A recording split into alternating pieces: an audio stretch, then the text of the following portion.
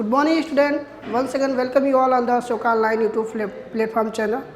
So, in my previous lecture, I have talked about you can say that distributive pronoun. So, in this lectures, I am going to tell you about demonstrative pronoun. क्या demonstrative? बताइएगा demonstrative. तो ध्यान दीजिएगा, demonstrative नहीं बोलते हैं, demonstrative बोलते हैं। डेमोन्स्ट्रेटिव प्रोनाउन कौन से प्रोनाउन होते हैं? डिमॉन्स्ट्रेटिव का मतलब होता है डिमॉन्स्ट्रेट। डिमॉन्स्ट्रेट मीन्स क्या होता है? Indicate, two point out any noun. Okay, तो ऐसे प्रोनाउन जो कि किसी ऑब्जेक्ट या किसी पर्सन को इंडिकेट करने के लिए प्रयोग किए जाते हैं, डैट मीन पॉइंट आउट करने के लिए प्रयोग किए जाते हैं। तो ध्यान देने की बात यह है कि वहाँ पे डेमोन्स्ट्रेटिव प्रोनाउन का प्रयोग किया जाएगा। तो आइए देखते हैं डेमोन्स्ट्रेटिव प्रोनाउन कौन कौन से होते हैं। तो डेमोन्स्ट्रेटिव प्रोनाउन में जो होते हैं, आपका दिस होता है, डैट होता है, दीज होता है, दोज होता है, इसी तरह से आपका होता है सच होता है, और एक और होता है आपका द सेम होता है। So these all are called demonstrative pronoun. Okay, so आइए हम पढ़ते हैं डिमॉन्स्ट्रेटिव प्रोनाउन, इन सभी के बीच में क्या डिफरेंसेस हैं और इनका प्रयोग कहाँ कहाँ पे किया जाता है। तो dear student, for kind information मैं लिटिल बिट आप लोगों का कॉन्सेप्ट क्लियर करना चाहूँगा इन सभी से। तो अगर हम बात करें यहाँ पे दिस की, तो ध्यान दीजिएगा, दिस का प्रयोग जो किया जाता है वो होता है near by object. Near object के लिए, अगर वो ऑब्जेक्ट क्या हो, सिंगुलर हो, तो नियर ऑब्जेक्ट एंड सिंगुलर के लिए। इसी तरह से अगर हम बात करें डैट की बात करें डियर स्टूडेंट, तो डैट का जो प्रयोग किया जाएगा वो किया जाएगा आपका फॉर ऑब्जेक्ट के लिए, अगर वो ऑब्जेक्ट कैसा हो, सिंगुलर इन नेचर। ओके, इसी तरह से अगर हम दीज की बात करें, तो दीज जो होता है यह प्रयोग किया जाएगा नियर ऑब्जेक्ट, बट अब यहाँ पे जिस नाउन को इंडिकेट करेगा, ध्यान देने की बात यह है कि वो नाउन अब क्या होगा, प्लूरल इन नेचर होगा। ओके, इसी तरह से अगर हम दोज की बात करें, दोज की, तो दोज के केस में ध्यान दीजिएगा, अब ये जो होगा ये फॉर ऑब्जेक्ट के लिए प्रयोग किया जाएगा जब नाउन हमारा क्या हो, एक से ज़्यादा, और डेट मीन्स वो प्लूरल फॉर्म में हो।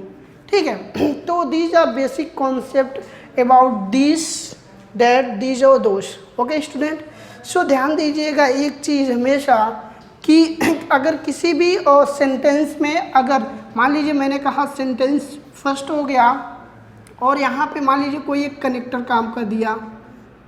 ओके, तो इस कनेक्टर के बाद अगर सेकेंड जो सेंटेंस हमारा स्टार्ट होगा, ध्यान दीजिएगा, सेकेंड सेंटेंस, अगर फर्स्ट वाले सेंटेंस पे अगर यहाँ हमारा दिस दिया गया हो, तो सेकेंड वाले सेंटेंस में यहाँ जो आएगा वो क्या बनेगा, डेट होगा।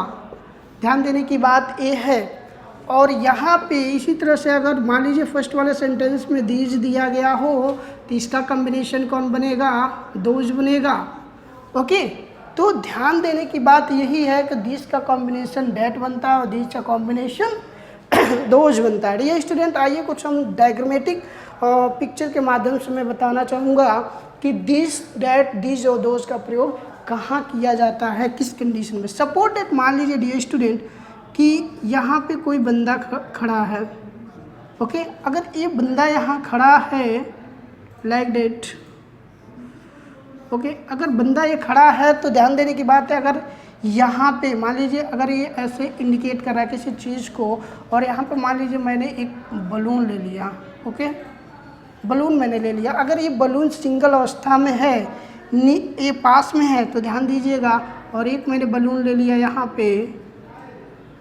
ठीक है, तो ध्यान दीजिए ये पास में है, सिंगल में है, और ये जो चीज़ है इस व्यक्ति से दूर में है, ये भी सिंगल में है। तो यहाँ ध्यान दीजिए, अब यहाँ जो प्रयोग किया जाएगा वो दिस का कॉन्सेप्ट होगा, यहाँ पे जो होगा वो क्या होगा, डैट का प्रयोग होगा। लेकिन अगर मान लीजिए कोई यहाँ फिर अगर मैं ले लेता हूँ कोई बॉय है, तो ध्यान देने की बात यह है, अगर बॉयज़ है यहाँ पे, ठीक है, तो अगर ये बॉयज़ है तो इस बॉयज़ के केस में अगर हम बात करें अगर मान लीजिए एक बॉयज़ है और यहाँ पे अब देखिएगा एक से ज़्यादा बलून की हम बात कर रहे हैं, ओके,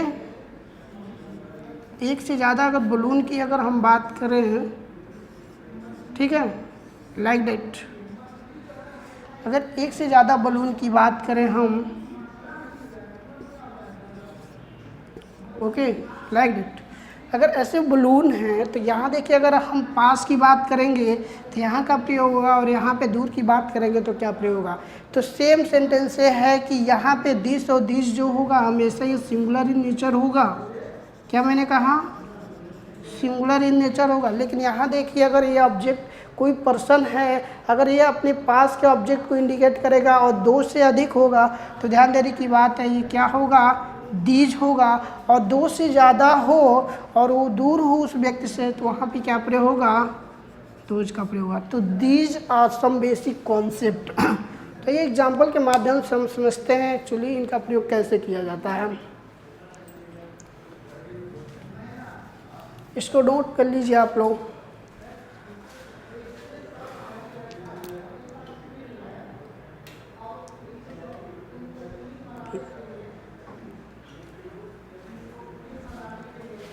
चलिए इसको एग्जाम्पल के माध्यम से हम समझते हैं।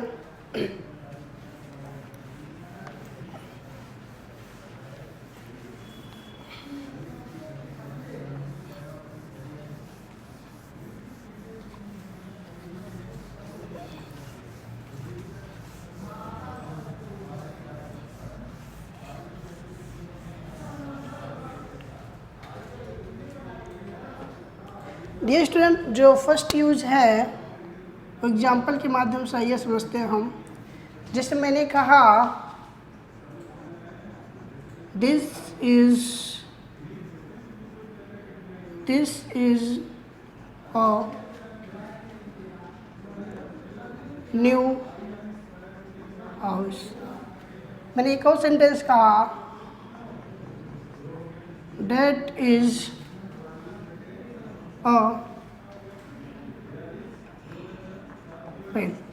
एक सेंटेंस मैंने लिखा दीज आर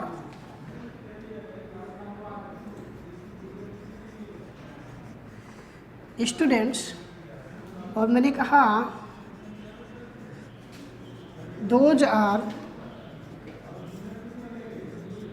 गर्ल्स। तो देखिए एक छोटे एग्जाम्पल के माध्यम से मैं बताना चाहूँगा और एक मैं इधर सेंटेंस में लिखना चाहता हूँ आपके कॉन्सेप्ट को क्लियर करने के लिए। मैंने कहा दिस हाउस इज न्यू। इसको अगर मैं लिखूँ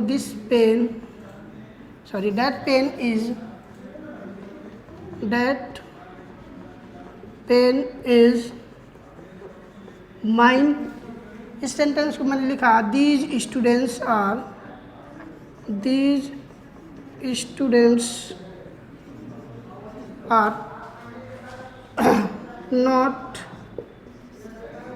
नॉट गुड। इस सेंटेंस को मैं लिखूँ दोज गर्ल्स आर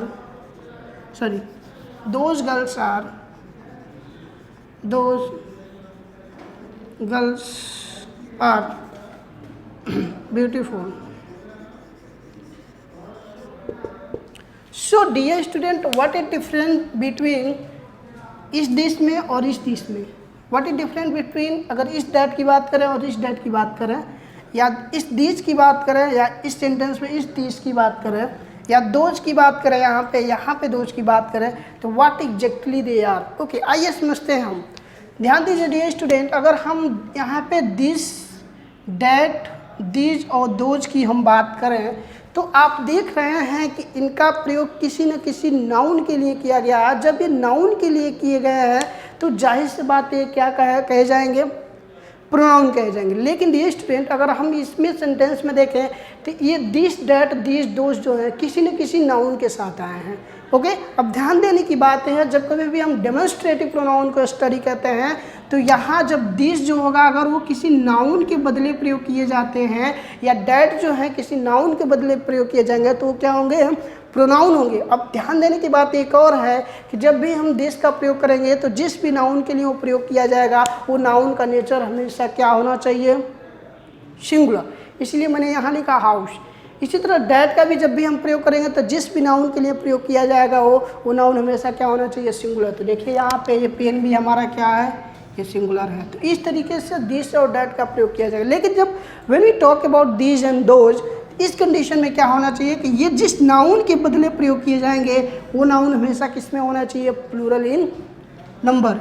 तो देखिए इसीलिए मैंने लिखा स्टूडेंट्स, मैंने लिखा। अगर मैं ऐसे लिखूंगा दीज आर स्टूडेंट तो यह सेंटेंस गलत माना जाएगा। Okay, these are students. Okay, इसी तरह से मैंने लिखा दोज आर गर्ल्स, यहाँ गर्ल्स लिखेंगे ना कि गर्ल लिखेंगे, ठीक है। तो इस तरह से हमें ध्यान देने की बात है, जब भी हम दीज और दोज की बात करेंगे तो जिस नाउन के लिए वो प्रयोग किया जाएगा वो नाउन हमेशा किस में होना चाहिए, प्लूरल इन नंबर होना चाहिए। तो इन सभी को, इस वाले केस में आप देख रहे हैं, इनको हम बोलते हैं डिमॉन्स्ट्रेटिव प्रोनाउन। इन सभी को हम बोलते हैं डिमॉन्स्ट्रेटिव प्रोनाउन, डिमॉन्स्ट्रेटिव प्रोनाउन इसको बोलते हैं। लेकिन ये स्टूडेंट, अगर हम यहाँ बात करें तो ये इस नाउन की विशेषता बता रहे हैं, इस नाउन की विशेषता बता रहे हैं, तो जाहिर सी बात है ये हमारा एडजेक्टिव हो गए। क्या हो गए हमारे डियर स्टूडेंट, ये हमारे एडजेक्टिव हो गए। एडजेक्टिव क्या होते हैं, जो नाउन या प्रोनाउन की विशेषता बताते हैं उन्हीं को तो हम बोलते हैं एडजेक्टिव। तो एडजेक्टिव की अगर हम बात करें यहाँ पे दिस, दैट, दीज और दोज, तो ये सभी ये नाउन के साथ आए हैं। और जब ये नाउन के साथ आएंगे तो नेचर सेम होगा। अगर दिस और डैट की हम बात करें तो ये सिंगुलर होते हैं, इसलिए आने वाला नाउन क्या होगा, सिंगुलर होगा। यहाँ डैट के भी केस में सिंगुलर हो, लेकिन दीज और दोज की बात करें तो ये प्लूरल इन नेचर होता है, इसलिए इनके बाद आने वाला नाउन क्या होगा, प्लूरल होगा। तो इन सभी चारों को बोलेंगे हम demonstrative adjective, demonstrative adjective. Okay, तो these are major different between demonstrative pronoun and demonstrative adjective. Okay, I hope this is clear. Okay, तो आइए हम देखते हैं इसका सेकंड जो यूज है वो क्या है। पहला यूज तो आपको समझ में आ गया, इस तरह से बेसिक कॉन्सेप्ट है, आप चेक कर सकते हैं ये क्या दिया गया है, इसको नोट कर लीजिए एक बार।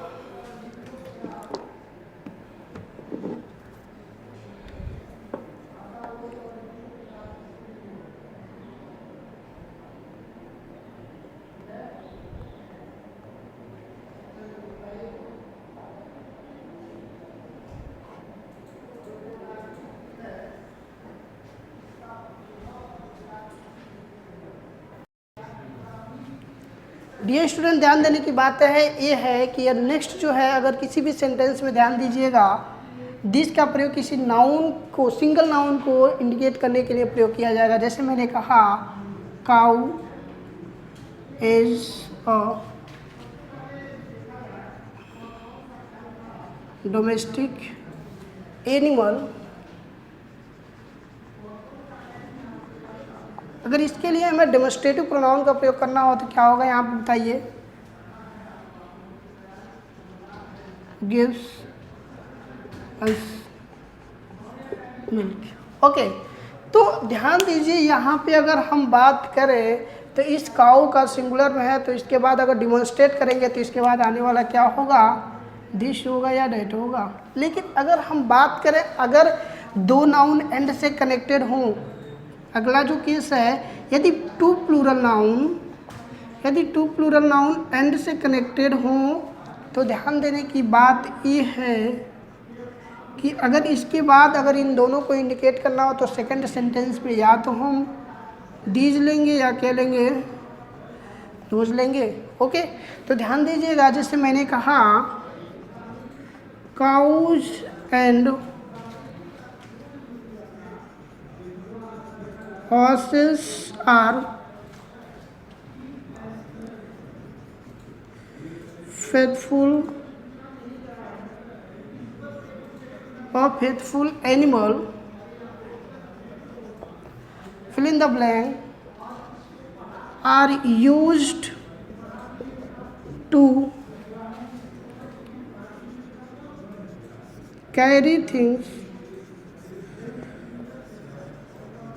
from one place to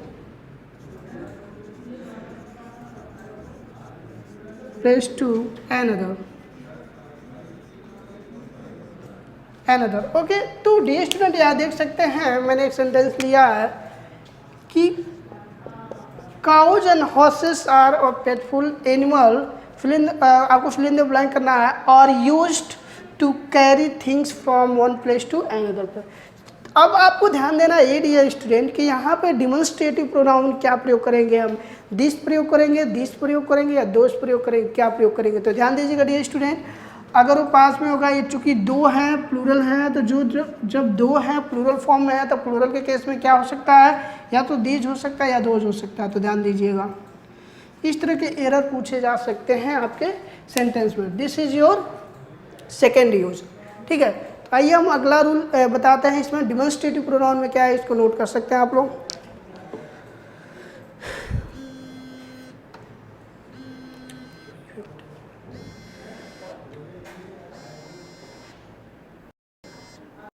so dear student, next जो रूल है वो नेक्स्ट रूल क्या कहता है, इसको ध्यान से समझिएगा। नेक्स्ट रूल ये कहता है कि यदि किसी भी सेंटेंस में अगर दो सिंगुलर नाउन हो या प्लूरल नाउन है सेम हो, तो दोनों के बीच में अगर किसी दूसरे नाउन के साथ अगर हम कंपैरिजन करते हैं, तो ध्यान देने की बात यह है डियर स्टूडेंट, कंपैरिजन करते वक्त जिस भी नाउन से कंपैरिजन करेंगे उस नाउन का रेपिटेशन नहीं होना चाहिए, उसके जगह पे डेट ऑफ या दोज आपका प्रयोग किया जाता है। यदि हमारा सेंटेंस में फर्स्ट नाउन अगर सिंगुलर में है जिससे हम कंपेयर करने जा रहे हैं, तो उसके सेकंड वाले पार्ट में जब हम कंपेयर करेंगे किसी दूसरे नाउन के साथ, तो ध्यान देने की बात है वहाँ पे हमें उस नाउन का रिपीट नहीं करने की ज़रूरत है, उसके जगह पे डेट ऑफ का प्रयोग करेंगे। लेकिन जिस भी नाउन से हम कंपेयर करेंगे, तो ध्यान देने की बात यह है, यदि अगर वो नाउन प्लूरल फॉर्म में है तो उस नाउन को सेकेंड वाले नाउन के साथ कभी हम नहीं लिखेंगे, उसके जगह पे दोज आपका प्रयोग करेंगे। तो आइए देखते हैं, जैसे मैंने कहा कि सपोर्टेड, मान लीजिए मैंने यहाँ लिखा डिफिनिट आर्टिकल द, या फिर हो सकता है इंडेफिनिट आर्टिकल a/n। अगर इनके बाद अगर मैंने एक नाउन ले लिया यहाँ पे n1, इसके बाद मैंने यहाँ पर ले लिया आपका सपोज दैट, मान लीजिए मैंने n ले लिया और ऑफ ले लिया प्रीपोजिशन, इसके बाद मैंने ले लिया n2। तो ध्यान देने की बात यह है, अगर ऐसा कंडीशन आता है तो यहाँ अगर कंपैरिजन करने की बात होगा, तो ध्यान दीजिएगा यहाँ पर जिससे भी अगर कंपैरिजन करेंगे तो जाहिर सी बात है यहाँ देन का प्रयोग होगा कंपैरेटिव डिग्री में, ओके। तो अगर ऐसा कंडीशन आता है तो ध्यान दीजिएगा, अब यहाँ पे आपसे पूछेगा वो डिमॉन्स्ट्रेटिव प्रोनाउन अगर इससे हम कंपेयर कर रहे हैं तो हमें दोबारा इस नाउन को यहाँ लिखने की ज़रूरत नहीं है। ध्यान देने की बात यह है, अगर ये सिंगुलर इन नेचर में हुआ तो क्या होगा, यहाँ पे डेट ऑफ का प्रयोग किया जाएगा, ठीक है। उसके बाद यहाँ पे जिससे कंपेयर करेंगे ये आपका नेक्स्ट नाउन आ जाएगा। जैसे मैं एक फॉर्मेट बनाया हूँ आपको समझने के लिए, जैसे मैंने एग्जाम्पल ले लिया यहाँ पे, ध्यान दीजिएगा डियर स्टूडेंट, मैंने कहा the climate of Pune is better than the climate of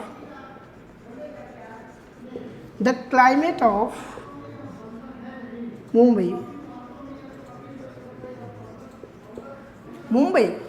अब यहाँ ध्यान देने की बात यह है डियर स्टूडेंट कि देखिए यहाँ पे हमने दो नाउन ले लिया, मुंबई और पुणे की बात कर रहे हैं, पुणे एंड मुंबई यहाँ पे, और इन दोनों का कंपैरिजन हम सेम नाउन से कर रहे हैं, द क्लाइमेट से।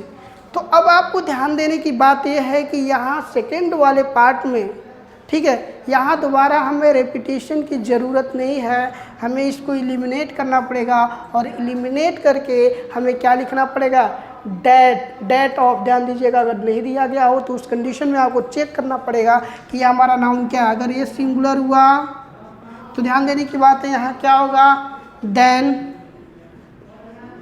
डेट ऑफ दिया हुआ। तो इस तरीके से हमें क्या करना पड़ेगा, इस एरर को फाइंड आउट करना पड़ेगा। लेकिन डियर स्टूडेंट ध्यान दीजिए एक बात और, अगर अब हम यहाँ पे इसी नाउन को प्लूरल करने जा रहे हैं, इस वाले नाउन को प्लूरल। जैसे मैंने कहा अगर यहाँ पे डेफिनेट आर्टिकल द हो, ए हो या फिर एन हो, और यहाँ पे ये जो नाउन मैंने लिया है अब सिंगुलर ना करके इसको मैं क्या करने जा रहा हूँ, प्लूरल करने जा रहा हूँ। तो ध्यान देने की बात ये है आपको, अब ये स्टूडेंट यहाँ एक थोड़ा स्ट्रक्चर देख लीजिएगा। यहाँ N1 ले लिया मैंने और यहाँ पे जिससे हम कंपेयर किए हैं वो N2 ले लिया। जैसे मैंने यहाँ ले लिया वही सेंटेंस है। अगर N1 यहाँ है तो हमें ध्यान देने की बात है, अगर मैं कंपेयर कर रहे हैं तो ध्यान देने की बात है, अगर यहाँ पे अगर ये प्लूरल फॉर्म में हो गया तो इस कंडीशन में कंपैरिजन के बाद जो डिमॉन्स्ट्रेटिव आएगा, अब यहाँ पे दो जाएगा, दो के बाद ऑफ हमेशा प्रीपोजिशन होगा, उसके बाद क्या लिखेंगे, N2 लिखेंगे। आइए एग्जाम्पल के माध्यम से समझते हैं। तो रूल ये कह रहा, जैसे मैंने कहा the rivers of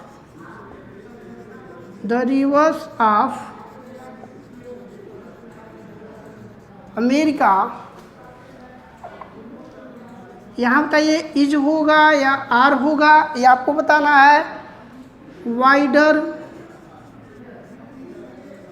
then the rivers of Europe. Dear student, ये एग्जाम्पल है। देखिए पहला केस हमने क्या देखा कि जब दो नाउन का कंपैरिजन किसी एक singular noun, same singular noun के साथ किया जाता है तो ध्यान देने की बात है, सेकेंड वाले क्लास में पार्ट में हम वहाँ अगर सिंगुलर हुआ तो डेट का प्रयोग करेंगे, लेकिन अगर जब दो नाउन का कंपैरिजन किसी प्लूरल नाउन के साथ अगर हम कहते हैं सेम नाउन हो तो ध्यान देने की बात है कि सेकेंड वाले क्लास में हम वहाँ पे दोज ऑफ का प्रयोग करेंगे। This is very important concept. तो आइए इसको समझते हैं एग्जाम्पल के माध्यम से। मैंने कहा the rivers of America is होगा या आर होगा wider than the rivers of Europe. तो देखिए डियर स्टूडेंट, इसमें एरर क्या है। पहला चीज़ ये है कि आप यहाँ फाइंड आउट कीजिए कि यहाँ इज होगा या आर होगा।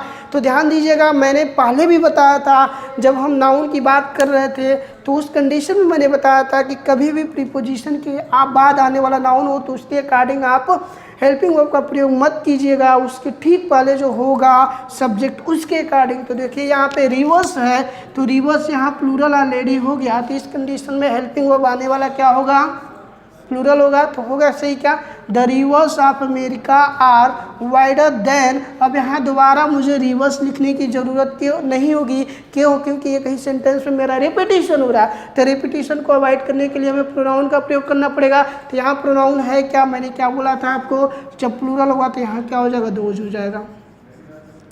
तो this is your concept dear student. ये फॉर्मेट की पॉइंट होता है ऐसे रूल को समझने के लिए, ये चीज़ें आप लोग ध्यान दीजिएगा। Okay, this is very important concept. जिससे भी कंपेयर करेंगे अगर वो सिंगुलर हुआ डियर स्टूडेंट तो ध्यान देने की बात ये है, अगर वो सिंगुलर हुआ तो वहाँ पे हम डेट ऑफ का प्रयोग करेंगे, लेकिन जिससे हम कंपेयर करते हैं अगर वो नाउन हमारा प्लूरल फॉर्म में हो गया तो वहाँ दोज ऑफ का हम प्रयोग करेंगे। This is very important concept, you can write down.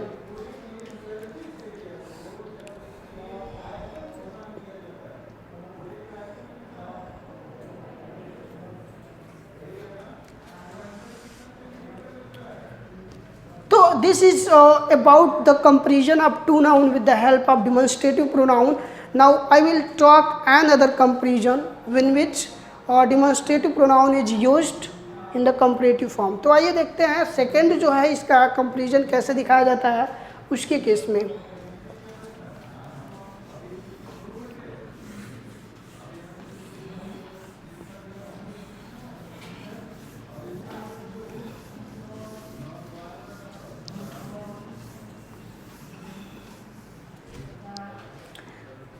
ध्यान दीजिए डियर स्टूडेंट, नेक्स्ट जो रूल है वो क्या कहता है, यदि यहाँ पे दिस हो या क्या हो, डेट हो और इनके बाद अगर सिंगुलर नाउन हो, ध्यान दीजिएगा, इसके बाद आपको हेल्पिंग वर्ब होगा और हेल्पिंग वर्ब के बाद कुछ आ सकता है आपका कम्प्लीमेंट ऑफ द वर्ब।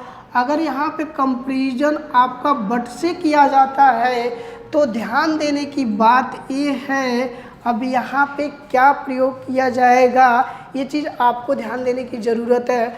अब यहाँ पे जैसे कहा मैंने एक एग्जाम्पल के केस में कि this house is new but, अब यहाँ क्या प्रयोग होगा, दिस होगा कि डेट होगा, ये चीज़ें ध्यान दीजिए। इससे कॉम्प्लीमेंट की बात कर रहे हैं, दिस होगा या डेट, इसको भी हम हटाते हैं। तो ये चीज़ आपको ध्यान देना है कि अगर मैंने यहाँ ले लिया दिस के साथ, अभी मैंने कॉम्बिनेशन बताया किसका बैठेगा यहाँ पे, डेट का, तो यहाँ डेट होगा। इसके बाद आपका हेल्पिंग वर्ब होगा। इस हेल्पिंग वर्ब के बाद ध्यान दीजिएगा उस नाउन को जिससे कंपेयर करें, लिखने के बाद लास्ट में हमें क्या लगाने की ज़रूरत है, वन की ज़रूरत है। ये चीज़ ध्यान दीजिएगा, this is very important key point. आइए एग्जाम्पल के माध्यम से समझते हैं। जैसे मैंने कहा this house is new but that house is old one. तो ध्यान दीजिएगा dear student, this is very important rule. देखिए यहाँ पर मैंने कहा दिस, उसके बाद singular noun, helping verb singular, new. अब इसी हाउस का कंपैरिजन हम कर रहे हैं किससे, एडजेक्टिव के साथ, ये दोनों एडजेक्टिव हैं। तो ध्यान देने की बात है, जब भी हम दो नाउन की कंपैरिजन करेंगे किसी एक एडजेक्टिव के साथ, तो ध्यान देने की बात यह है, this is very important concept dear student, कि आप हमेशा ध्यान दीजिएगा यहाँ पे कि क्या ये नाउन सिंगुलर है। अगर ये सिंगुलर होगा फिर यहाँ दोबारा हमें लिखने की ज़रूरत नाउन की नहीं है, क्योंकि इसी नाउन के लिए मैंने डैट का प्रयोग कर दिया है। लेकिन ध्यान दीजिएगा, जब ये सिंगुलर हुआ तो लास्ट में जब भी हम कंपेयर करेंगे तो एक चीज़ ध्यान देंगे, यहाँ वो या नहीं लिखेंगे। This is very important concept. लेकिन अगर यहाँ पे ध्यान दीजिएगा, एक अगला जो रूल कहता है, यदि दिस के जगह पे मैंने कहा दीज, क्या मैंने कहा, यदि दीज हुआ और दीज के बाद आने वाला जो नाउन होगा वो कैसा होता है, हम जानते हैं प्लूरल होता है। अगर इसके बाद हमारा हेल्पिंग वर्ब हुआ, हेल्पिंग वर्ब के बाद अगर कोई एडजेक्टिव आ जाता है और यहाँ पे मैंने क्या किया डियर स्टूडेंट, बट लिखा, तो अब यहाँ कंपैरिजन के लिए क्या लगाएंगे, तो मैंने बता दिया था पहले भी कि दीज के साथ कॉम्बिनेशन दोज का बनता है। इसके बाद आपका हेल्पिंग वर्ब होगा, हेल्पिंग वर्ब के बाद अब यहाँ वन नहीं होगा, अब यहाँ क्या होगा, वंस होगा। This is very important rule. तो आइए एग्जाम्पल के माध्यम से समझते हैं डियर स्टूडेंट। मैंने कहा these books are very interesting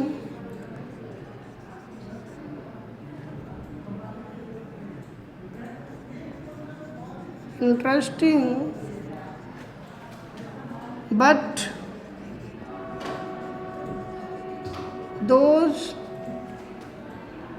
are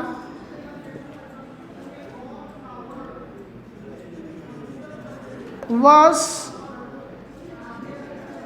once। ठीक है, अब यहाँ ध्यान दीजिएगा कि अगर मैंने यहाँ कंपेयर किया है बुक के साथ, तो बहुत सारे बुक हैं, इसलिए दिस का मैंने प्रयोग किया। जब ये प्लूरल बन गया तो जाहिर सी बात है यहाँ पे आने वाला क्या होगा, दोज होगा। और ध्यान देने की बात है, यहाँ वंस लिखा जाएगा लास्ट में, ना कि वन लिखा जाएगा। Are you getting my point? Yes no. इसी तरह से मैंने एक और एग्जाम्पल लिखा,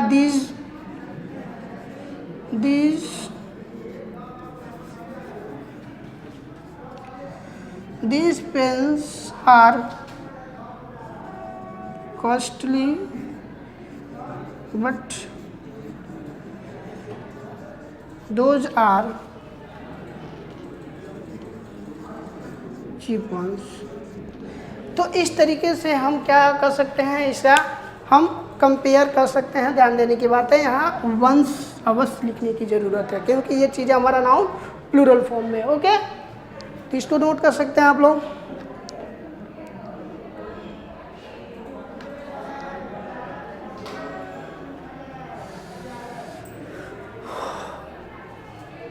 चलिए, इसका नेक्स्ट जो रूल है वो क्या है,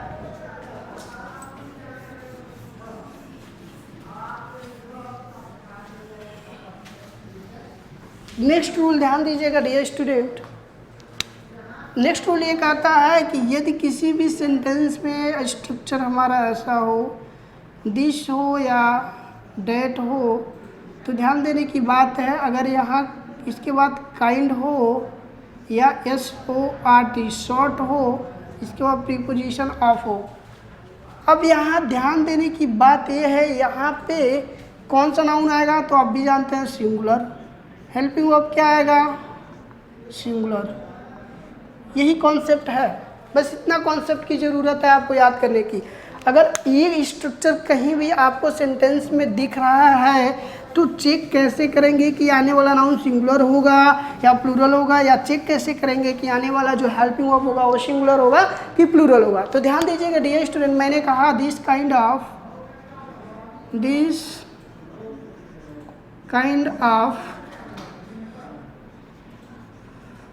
बुक इज गुड। तो दिस काइंड ऑफ बुक मैंने कहा, तो यहाँ देखिए बुक सिंगुलर है इसीलिए मैंने दिस का प्रयोग किया। लेकिन अगर यहीं पे कहूँ मैं that sort of man is honest and laborious, तो यहाँ भी ध्यान दीजिएगा, मैंने कहा दिस शॉर्ट की बात कर रहे हैं, सिंगुलर ही हो गया यहाँ पे। तो ध्यान देने की बात है, यहाँ आने वाला नाउन सिंगुलर, इसलिए हेल्पिंग वर्ब क्या किया मैंने? सिंगुलर। लेकिन अगर यहीं पे हम दीज की बात करें, यहाँ पे मैंने कहा दीज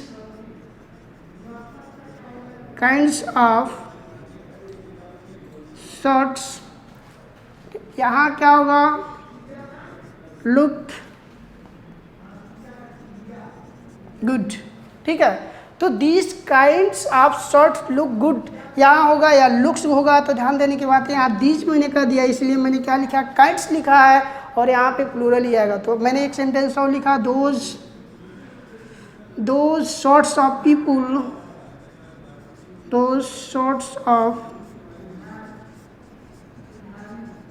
पीपुल आर केयरलेस। अब यहाँ ध्यान दीजिएगा, मैंने कहा दो शॉर्ट्स ऑफ, तो शॉर्ट्स मैंने प्लूरल कर दिया, इसकी वजह से यहाँ प्लूरल क्या हो गया? नाउन आ गया, हेल्पिंग वर्ब क्या होगा? प्लूरल होगा। तो इस तरीके से दीज आर बेसिक कॉन्सेप्ट, आपको ध्यान देने की ज़रूरत है। मैंने इसके लिए ट्रिक लिखा था, अगर इसके लिए अगर हम बात करें तो इसके लिए ट्रिक क्या होगा? यहाँ होगा दीज, आपका यहाँ पे दोज होगा, तीन के बाद आने वाला यहाँ क्या होगा? एक काइंड्स होगा, ध्यान देने की बात है। यहाँ शॉर्ट्स होगा, इसके बाद प्रीपोजिशन ऑफ, इसके बाद प्लूरल नाउन आएगा। जब ये प्लूरल नाउन आएगा तो हेल्पिंग वर्ब कैसा होगा? हेल्पिंग वर्ब का नेचर भी क्या होगा? प्लूरल इन नंबर होगा। तो ध्यान देने की बात है, this is very important concept, you can write down.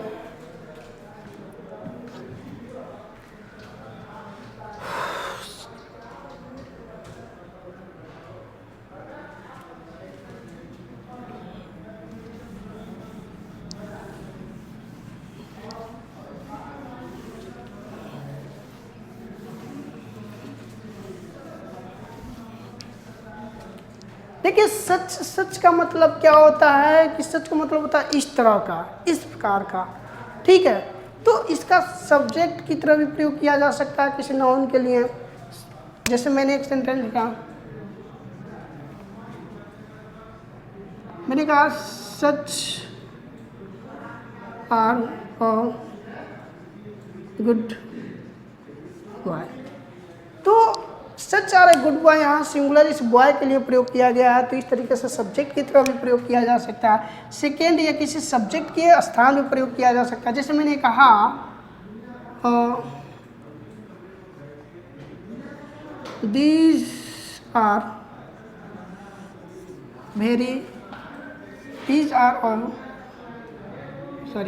Very studious student, like that. These are very studious students.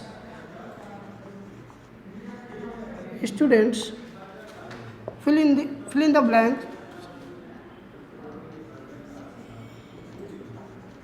Often face trouble in their life.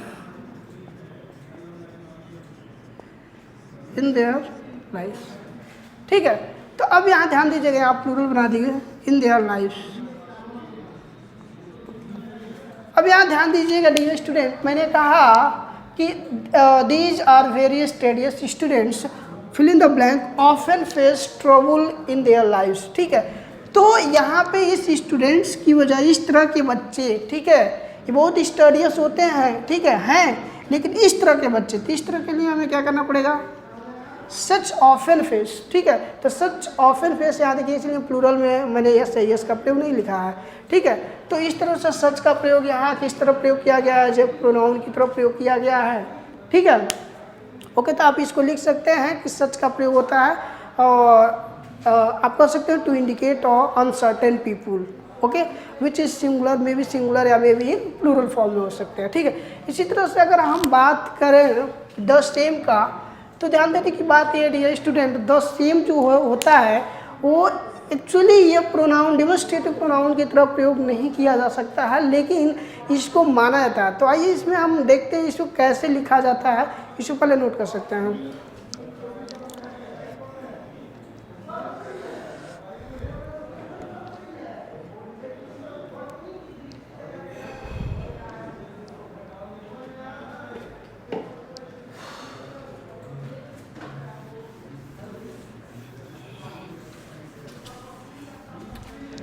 जैसे मैंने एक सेंटेंस लिखा, the same is also use to indicate any object, you can say that any person, like that. मैंने एक example लिया, I gave him a pen, या दोबारा मैंने लिखा the same was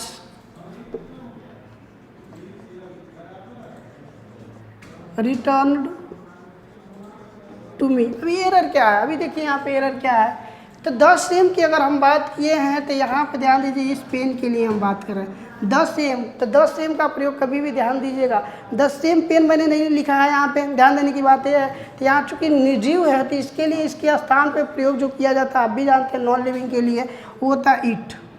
I gave him a pen, इसके बाद full stop, it was returned to me। तो ध्यान देने की बात यह है, इस तरह से हमारा सच का भी प्रयोग किया जाता है, लेकिन सॉरी द सेम का भी प्रयोग किया जाता है। तो स्पेशली इसके जो होते हैं क्वेश्चन बहुत कम पूछे जाते हैं, लेकिन ध्यान देने की बात यह है कि जब कभी भी ऐसा कॉन्सेप्ट आए तो आप ध्यान दीजिएगा कि द सेम की जगह पे हमेशा इट का प्रयोग किया जाता है, बिकॉज क्योंकि रीज़न ये है क्योंकि इसको डेमोन्स्ट्रेटिव प्रोनाउन की तरह मेनली यूज नहीं किया जाता। ओके डियर स्टूडेंट, तो this is all about your demonstrative pronoun and I hope that this is enough for today. So in my next lecture I will talk about your reciprocal pronoun. Okay, so thanks for watching my video and have a good day.